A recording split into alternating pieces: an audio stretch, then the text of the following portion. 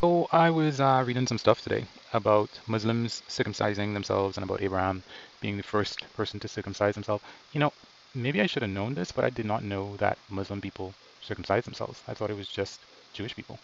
I mean, I was not aware. Not that it's not like I should know. I mean, I don't really know any Muslim guys, for example, and I don't know how that would come up in conversation.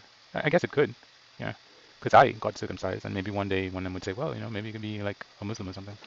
But anyway, the idea of Abraham, because I went looking, I can't remember what for, and I saw that Abraham circumcised himself.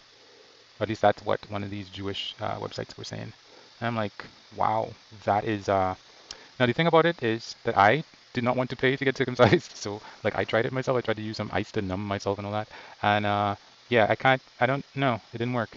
So I did go to a doctor, and as an adult, the um, weeks after I was circumcised were very painful with stitches and all this other stuff. So was it as painful as if I tried to do it myself? And I guess it would have been just as painful. I don't know. It's a good thing. I don't know. But yeah, maybe that sounds crazy to people. I've tried to do a lot of different things on my own.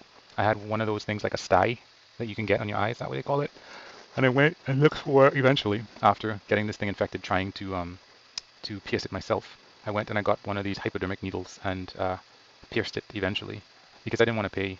It was going to be like 250 US to get that done, and I was like, ugh, I don't want to pay that. And I think there's a small scar, tiny little bump that I can feel on my eye from where um, I guess I put the hypodermic needle into the lid of my eye. But aside from that, it's fine. So, but so yeah, I guess circumcising itself is something different. But knowing now that Abraham did it himself is kind of like, you know. But of course, people might say, is Abraham real? Was he? Now, another thing that I learned today was that apparently the Catholic Church put together the Old Testament before Jewish people had even decided, hey, these are the books that we're going to call it. I think that's funny. I wonder if the Jewish people were like, what, like trying to copy another kid's homework, and they looked at what the Catholic Church did, and they were like, okay, is that what they did with our stuff? Well, yeah, that looks about right. I don't know. It is crazy of me to think that somebody else made this stuff, um, and you take it and then you like, this is what we're gonna put together. Anyway, I was also, um, I also learned that 10% of the Roman Empire was supposedly Jewish at one point because Jewish people were converting people until, um, until Muslim and Christian leaders banned it. So it wasn't like they wanted to stop, and they were like, you Gentiles, we don't want you. No, it was a crime to convert to Judaism. Do you believe? Well, that's at least according to one source on this Jewish website. So that is, I mean, I'm used to the modern era of freedom and so on, and not living in an Islamic country.